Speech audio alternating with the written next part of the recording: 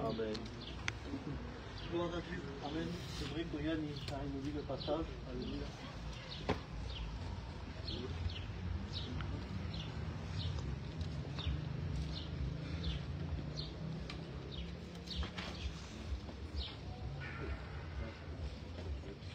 Écrit à l'ange de l'église de Philadelphie. Voici ce que dit le Saint, le véritable, celui qui a la clé de David, celui qui ouvre et personne ne fermera, celui qui ferme et personne n'ouvrira. Je connais tes œuvres. Voici parce que tu as peu de puissance et que tu as gardé ma parole et que tu n'as pas renié mon nom. J'ai mis devant toi une porte ouverte que personne ne peut fermer. Voici, je donne de ceux de la synagogue de Satan, qui se disent juifs et ne le sont pas, mais qui mentent. Voici, je les ferai venir se prosterner à tes pieds et connaître que je t'ai aimé, parce que tu as gardé la parole de la persévérance en moi. Je te garderai aussi à l'heure de la tentation qui va venir sur le monde entier, pour éprouver les habitants de la terre. Je viens bientôt. Retiens ce que tu as, afin que personne ne prenne ta couronne. Celui qui vaincra, je ferai de lui une colonne dans le temple de mon Dieu. Il n'en sortira plus. J'écrirai sur lui le nom de mon Dieu et le nom de la ville de mon Dieu, de la nouvelle Jérusalem qui descend du ciel de près de mon Dieu, et un nom nouveau. Que celui qui a des oreilles entende ce que l'Esprit dit aux églises. Amen. Gloire à Dieu. Amen. Maintenant, amen. Amen. Avant de rentrer dans le message, comme les Soyani. Amen. Te voștele les rodile de bes. Alléluia. Seigneur, modèle, mourra, mourrato. Quelle grâce et quel privilège de décider de l'ambrodel à écouter la parole de l'ambrodel. Manglamas de la tachuma de la tachuma sa une oreille attentive de l'ambrodel à la parole de l'ambrodel. Béni de la serviteur de la canelle Chibor de la.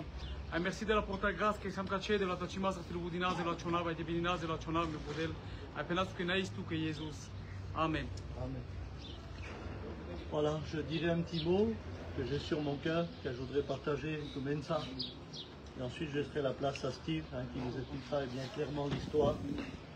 J'aimerais bien partager avec vous un mot qu'est-ce qui m'a fait mourir. Voilà le rappel de Jésus à cette église. Parce que tu as gardé.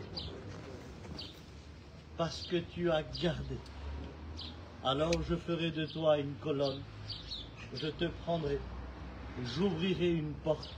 J'inscrirai ton nom. Et tout ça parce qu'elle a gardé la parole de Dieu. Et vous savez, c'est quoi la parole de Dieu?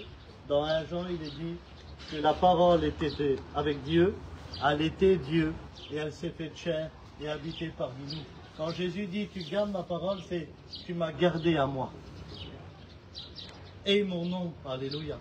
Ah, justement, j'aimerais vous partager une petite pensée qu'est-ce m'a fait mourir par rapport à ceux qui ont su garder et ceux qui n'ont pas su garder.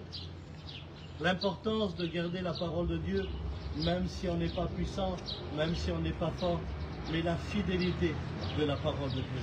D'ailleurs, la Bible dit que le faible dise « je suis fort ». Et c'est dans la faiblesse, a dit l'apôtre Paul, que s'accomplit la puissance de Dieu. Être faible ne veut pas dire perdu. Être faible ne veut pas dire fragile. Tant qu'on garde la parole de Dieu, ça peut arriver d'être faible. Mais faire attention, rappelez-vous lorsque Akan était faible. Vous vous rappelez, lorsque Moïse est mort, eh bien c'est Josué qui a pris la relève. Et lorsque Josué a pris la relève, Dieu lui a parlé, il lui a dit, voilà, Josué, je serai avec toi, avance, mais ne prenez rien par interdit. Ne prenez rien dans certains pays, car le jour où vous prenez quelque chose, je ne serai plus avec vous. Alors Josué a obéi. Et quand il est parti, c'est un guerrier, il a une armée avec lui. Et la parole de Dieu nous dit qu'ils ont même fait tomber par un cri et par la foi les murs de Jéricho. Parce qu'ils ont l'obéissance de Dieu. Mais ils vont arriver dans une ville, et quand ils vont arriver là-bas, la Bible dit qu'Éoakan, qui était avec Josué, il a rentré dans une tente. À Canaan, il a rentré dans cette tente-là, il a vu un blouson de Shinéa, 200 pièces d'or et un lingot d'or. Mais quand il les a vus, il les a convoités. Quand il les a convoités, il est. Et quand il a oublié qui il est, terrestre, il va oublier ce que Dieu va dire. Ne prenez rien par interdit. Ne prenez rien parce que je ne serai plus avec vous. Mais lorsqu'il a vu le butin, lorsqu'il a vu le trésor, il n'a pas su garder la parole de Dieu. Il n'a pas su garder ce que Dieu a dit. Il les a pris, dit la parole de Dieu. Et quand il les a pris, il est rentré vite chez lui, il a creusé un trou en dessous de sa tente, il les a mis à l'intérieur, il a recouvert, et pendant un instant, tout Israël était en train de perdre. Vous savez pourquoi? Parce qu'un seul homme n'a pas voulu garder la parole de Dieu, n'a pas voulu garder le commandement de Dieu. Et parce que cet homme-là a dérobé, parce que cet homme-là, il a pris par interdit, il a mis tout Israël en péril. Et il a mis l'interdit même au milieu de l'homme de Dieu qui est Josué. Et là, Josué, la Bible dit qu'il va prendre de la poussière, il va en mettre sur sa tête. Et il disait, pourquoi Seigneur? Pourquoi Seigneur? Pourquoi Seigneur? Écoutez, Dieu va parler à Josué. Il dit, lève-toi Josué. Appelle chaque famille, chaque tribu, chaque personne. Et appelle-les un par un, appelle-les. Alors je me suis posé la question. On a écouté que Dieu sait tout et que Dieu connaît tout. Pourquoi que Josué n'a pas dit va directement chez Akan? C'est Akan qui l'a fait. Parce que Dieu voulait que le peuple voie que le prochain qui va le faire, il va mettre en péril son foyer, il va mettre en péril le peuple, il va mettre en péril l'église. Et ça c'est important ce que j'aimerais vous dire. Et pendant que chacun son tour passe devant Josué, c'est le tour d'Akan. Et quand Akan arrive, écoutez les premières paroles de Josué. Akan, loue l'Éternel et adore-le, et dis-moi ce que tu as fait. Et avant d'adorer Dieu, on ne peut pas adorer et tricher. On ne peut pas adorer et avoir une apparence. Tu parais pour être vivant, mais tu es mort. Et quand Akan il est venu, il a dit, Josué, c'est vrai, j'ai rentré dans la tente. J'ai vu le blouson de Shinéa, j'ai vu les 200 pièces d'or, j'ai vu le lingot d'or, je les ai pris et je les ai cachés chez moi. Et quand il a écouté ça, Josué, il a dit, mais tu as mis en péril tout Israël et ton foyer aussi, et tu nous as fait perdre. Tout ça parce qu'il n'a pas voulu garder la parole de Dieu. Il a mis en interdit. Aïe, dans la liberté, à Jess. Combien de fois on a oublié la parole de Dieu face à des situations difficiles de nos vies, où on manquait de tout, où on s'avait mis des projets, où on s'était dit cette année j'y arriverai, je me prendrai ça, j'aurai ça. Et puis parfois, eh bien, le monde sait comment faire. Mais n'oublie pas, Dieu t'a dit, fais-moi confiance, je pourvoirai à tes besoins. Fais-moi confiance, je bénirai à ce que tu as besoin. Fais-moi confiance, ne te mets pas en porte-à-faux avec moi. Et Akan, c'est ce qu'il a fait. Il n'a pas gardé la parole de Dieu. Lui, c'est pas Philadelphie. Philadelphie, c'est celle qui est fidèle, celle qui obéit, celle qui garde la parole de Dieu. Nous, Akan, non, à cause de l'or, à cause des habits, à cause des choses de la vie, il n'a pas su garder la parole de Dieu. Et il a mis tout un peuple en interdit. J'aimerais te dire quelque chose. Parfois, on subit des choses dans nos foyers. Et on croit souvent que c'est le diable. Eh bien, laissez-moi vous dire que des fois on vit des choses, c'est parce qu'on n'obéit pas.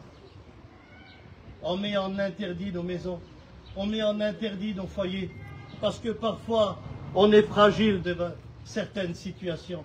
Vous savez ce qui s'est passé ce jour-là? Ils ont été déterrés, tout ce que Akan a pris.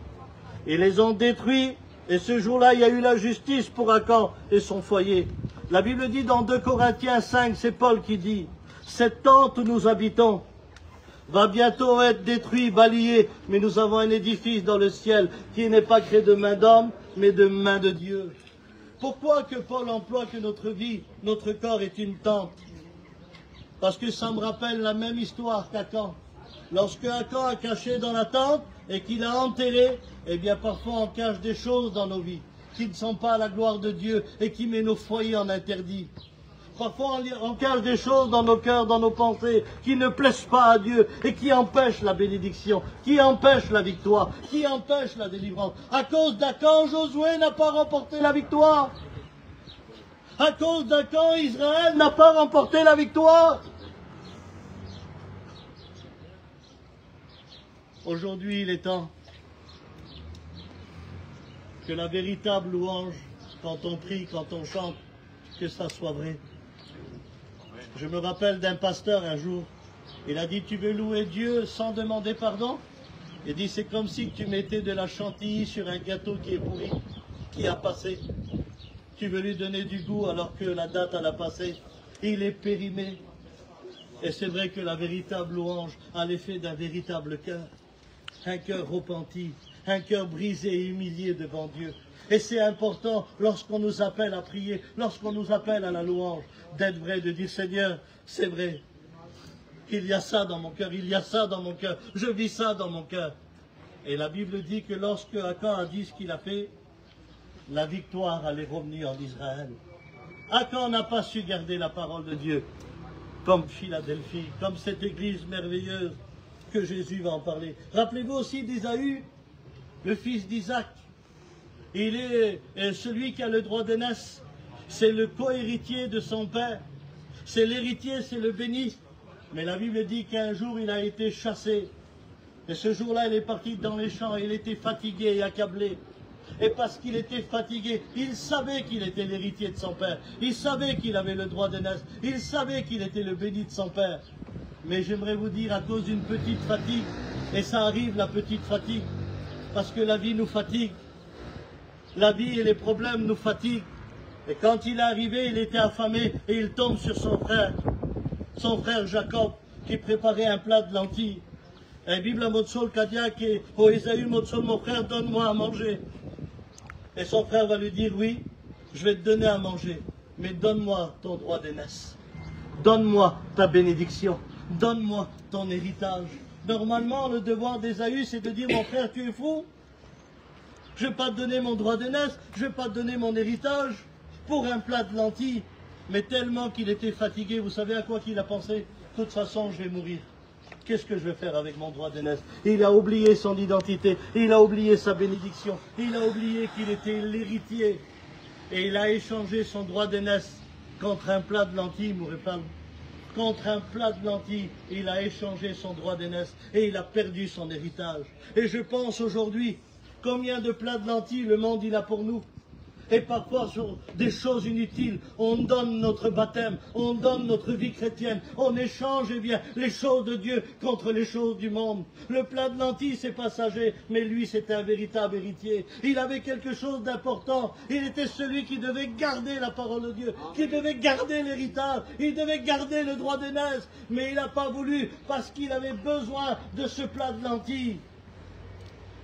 S'il serait obéissant, il aurait gardé son plat de lentilles, il aurait resté avec sa faim.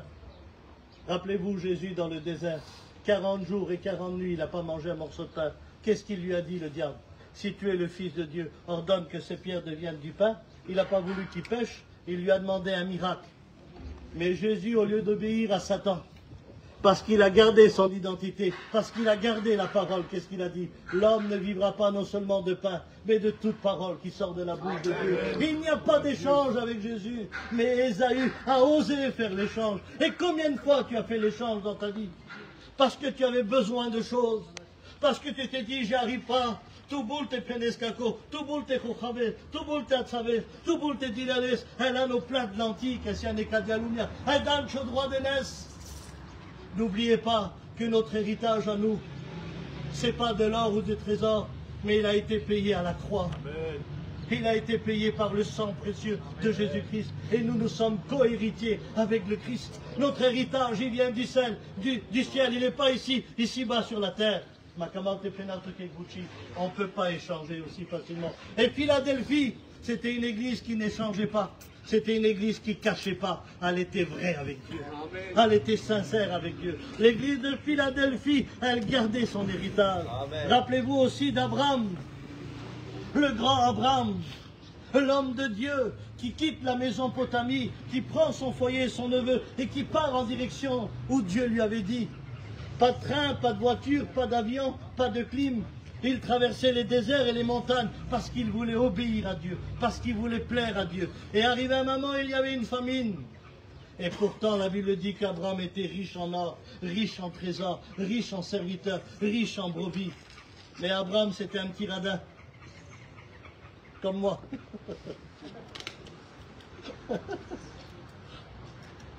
Quand il y a eu la famine, il n'a pas voulu tuer de ses bêtes à lui, parce qu'il a toujours voulu garder sa richesse. Et sans consulter Dieu, il va prendre la décision avec sa femme de descendre en Égypte. Sa route n'était pas l'Égypte. Sa route n'était pas Pharaon. Sa route à lui n'était pas de descendre. Et pendant un moment, le grand Abraham qui a obéi à la voix de Dieu, vous savez ce qu'il va dire à sa femme? Ma femme, dis que tu es ma soeur, parce qu'ils vont me tuer ici. Il va confier sa vie de Dieu dans les mains de sa femme.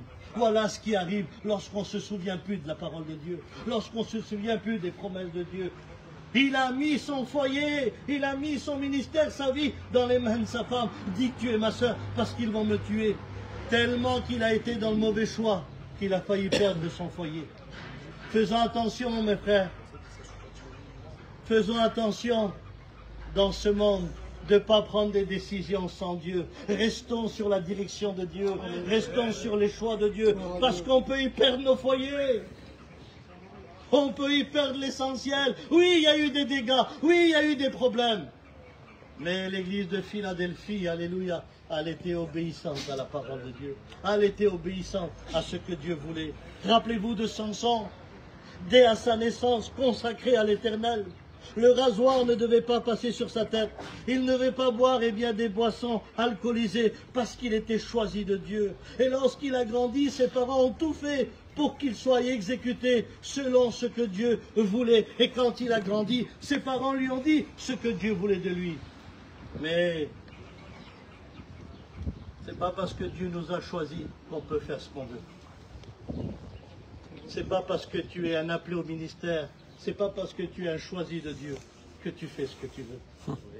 Et pendant un moment, Samson, le grand Samson, il a été léger.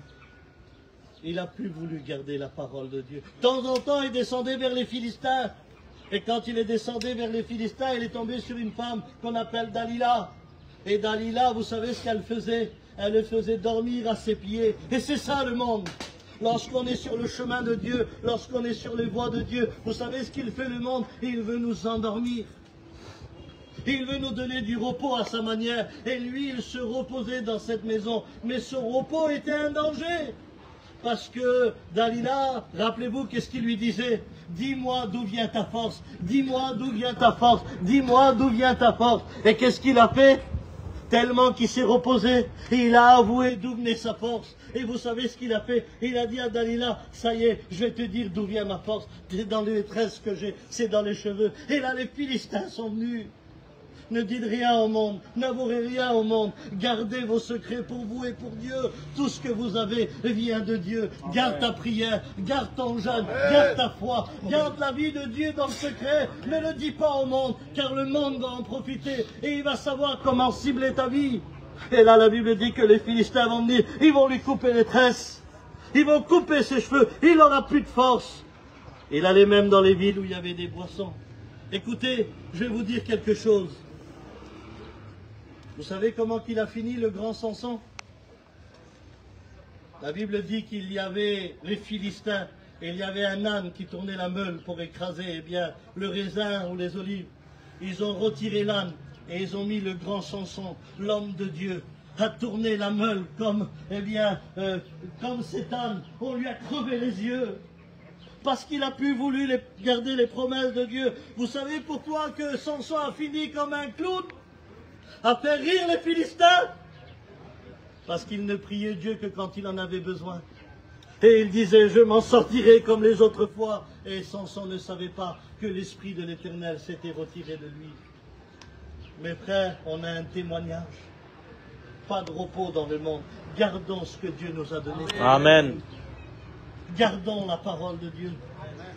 Gardons la parole de Dieu. On n'est pas des clowns. On n'est pas là pour faire rigoler les païens, ni le monde. Attention, ça a coûté cher à Samson de ne pas garder la parole de Dieu, de ne pas garder les promesses de Dieu. Rappelez-vous de Démas, cet homme ou son pasteur, c'était Paul. Ça a un ministère 9 dons. Vous vous imaginez le pasteur qu'il avait, Démas, ça a un ministère et 9 dons, l'apôtre Paul. Mais un jour, je dis ça, c'est une pensée. Démas est venu avec moi en Turquie. Démas est venu avec moi à Yoré del Mar. Démas est venu avec moi en Israël. Démas est venu avec moi à la neige. Démas est venu avec moi à Gien. Démas est parti avec moi en mission.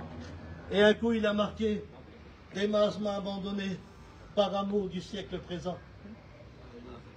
Parce que Démas voulait faire voir au pasteur qu'il voulait garder la parole. Mais en fait, il ne la gardait pas. Il a préféré le monde. Faites attention, mes frères. C'est pas parce qu'on a les meilleurs pasteurs qu'on ne partira pas dans le monde. Bravo. C'est vrai. Ne te choisis pas un pasteur. Garde la parole. Amen. De Philadelphie. Garde la parole. Garde la parole. Garde la parole. Amen. Garde les promesses de Dieu. Garde la parole. Rappelez-vous de Saül. Cet homme que Dieu a choisi pour roi. Mais le choisi, il est influençable. Vous savez pourquoi? Parce qu'il sait obéir, mais il ne sait pas garder. Ça, c'est Saül. Ah, il sait dire oui à Dieu. Je le ferai, Seigneur. Je veux t'obéir, mon Dieu. Et ça, c'est une réunion. Oui, Devla, pas de problème, Kedables. Oui, Devla, Vazdama. Oui, Devla, Volama. Et Devla, Javkotse. Il était capable d'obéir, mais de ne pas garder. Parce qu'il est influençable. Quand on est influençable, on sait obéir, mais on ne sait pas garder. Et quand Dieu lui a dit, rentre dans le village, tue le roi, tue les bêtes, tue tout. Vous savez ce qu'il a fait? Il a obéi à Dieu pendant un temps. Et quand il est arrivé, il a tué quelques bêtes. Et le peuple est venu. Et il lui a dit, Saül, ne tue pas ces bêtes.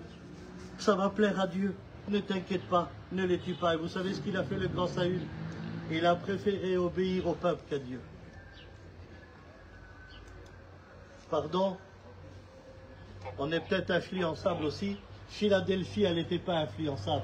Elle gardait la parole de Dieu. Amen. Elle n'était pas tellement puissante, mais elle gardait la parole de Dieu. Elle savait qu'il y avait une porte ouverte, et c'était Dieu qui l'a ouverte. Elle savait que sa vie intérieure, elle devenait un pylône.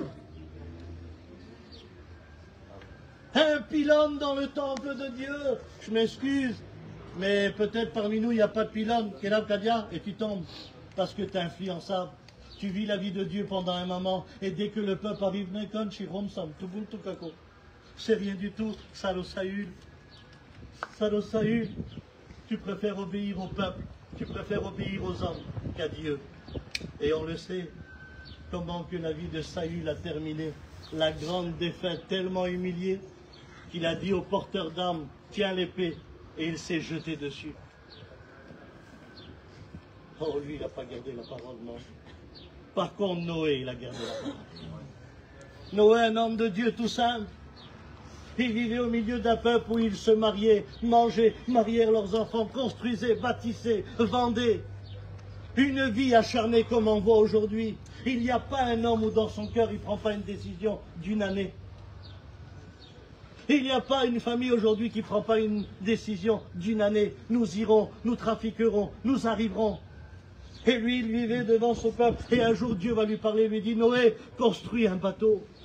Mais s'il lui dit construire à côté de l'eau, ça a une logique de construire un bateau auprès de la mer. Mais il lui a dit de construire un bateau dans les montagnes. Il a choisi pour passer pour un fou, pour un insensé, pendant 80 ans.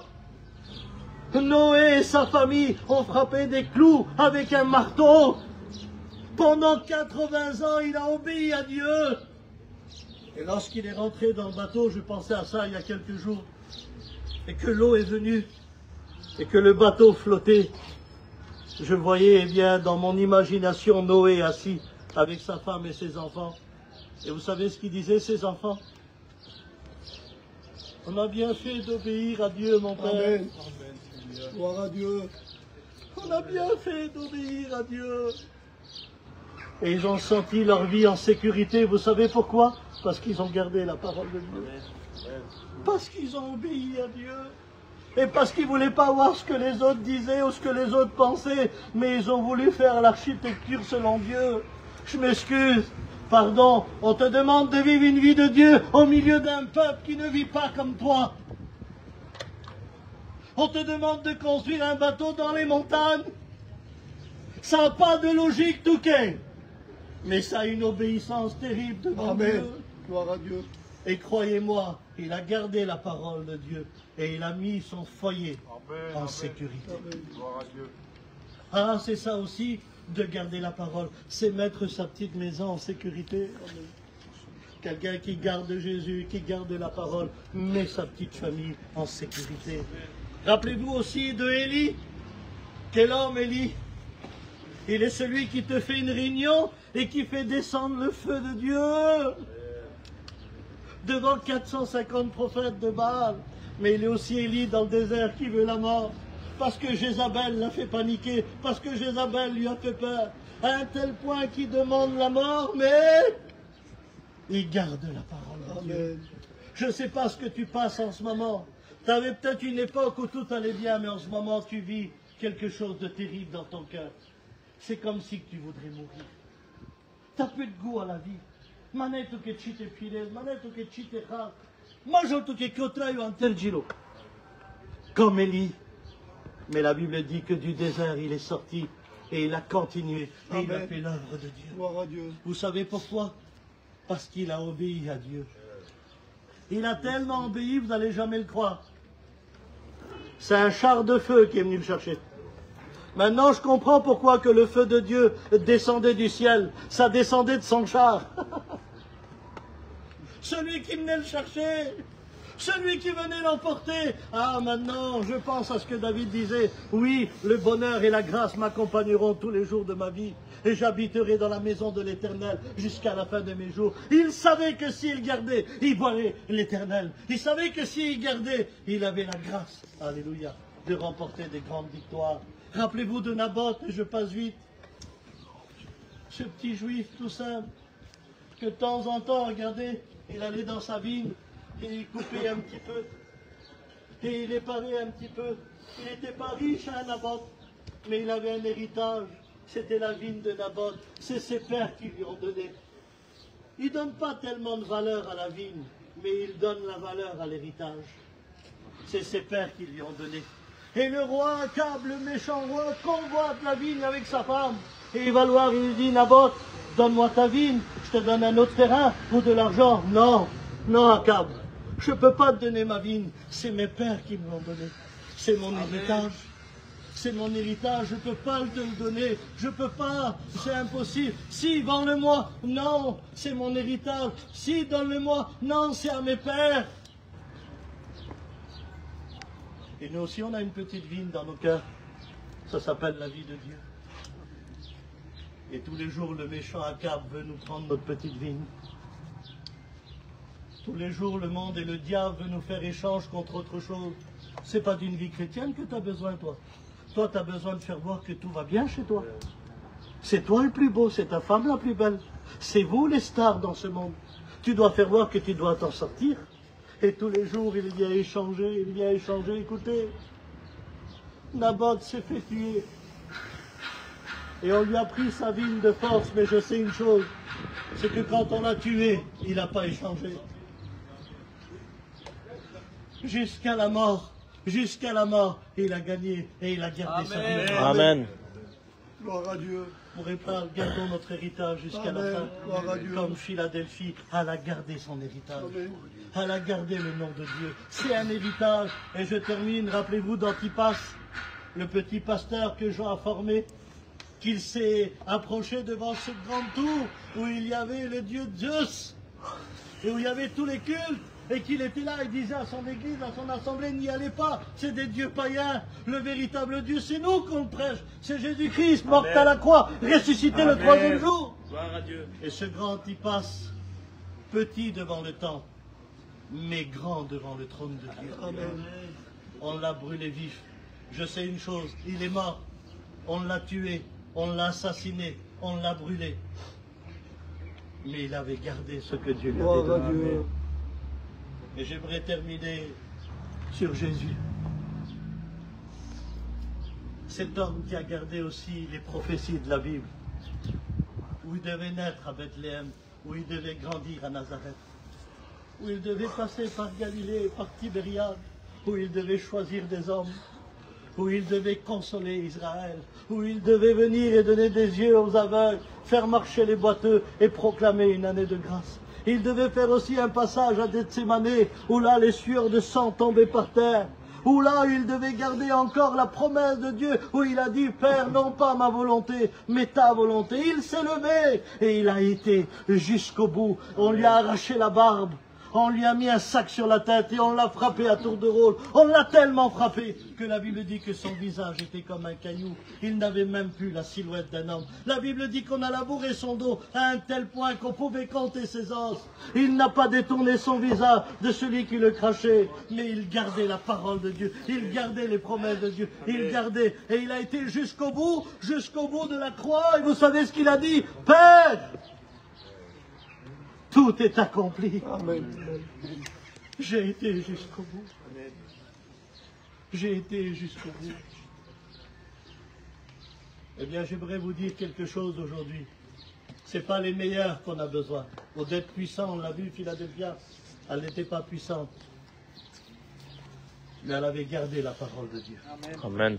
Et moi, je vous pose une question, Jess. Peut-être que tu t'es vu dans un camp, tu es fragile devant l'argent et les biens matériels. Peut-être comme tes Ésaü, tu gardes ton droit d'aînesse dimanche et vendredi, tu risques de l'échanger. Que peut-être comme Abraham, tu mets au péril ton foyer tous les minutes, tu t'en fous parce que tu vas dans le monde. Tu es peut-être comme Samson, tu obéis pendant un temps et dès que tu trouves une faille pour abandonner les choses de Dieu, tu y vas, tu y cours, presque à passer pour un clown. Tu es peut-être comme Démas, tu te choisis ton pasteur, mais à un moment voulu, tu quittes le pasteur pour aller dans le monde. Tu es peut-être comme Saül, influençable.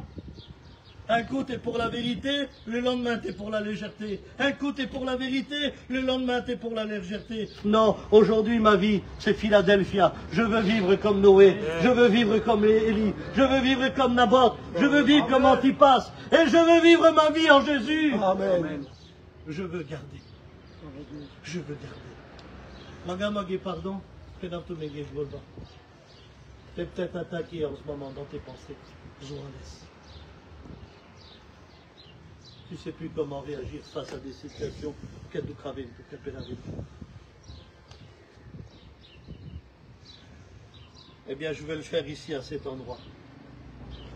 Je veux être obéissant, je veux garder la parole. Gloire à Dieu. Je veux aller jusqu'au bout. Amen. Je veux que mon nom aussi soit inscrit sur la petite pierre blanche. Amen. Magamagé, pardon.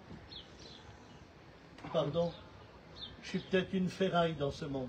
Un bout de fer inutile jeté par terre. Mais dans le ciel, je serai une colonne pour mon maître. Amen.